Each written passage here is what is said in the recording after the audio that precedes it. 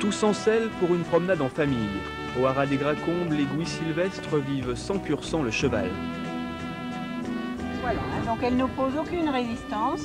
Et si je passe de l'autre côté, c'est exactement la même chose. En tête, il y a Annie, 44 ans et presque autant d'années passées entre étrier et licol.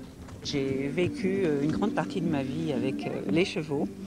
Je n'avais jamais fait d'élevage jusqu'à il y a quelques années. J'étais plus dans la promenade et maréchalerie, donc. La passion d'une vie. Le cheval va me suivre, j'ai juste à mettre un petit contact et elle va me suivre comme un petit chien.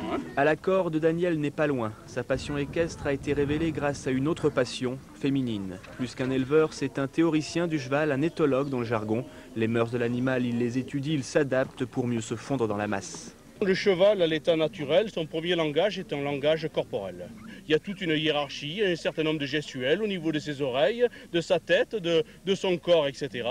Et dès qu'on parle déjà mieux son langage, le cheval est mis en confiance parce que c'est comme si on devenait un petit peu un congénère à lui-même.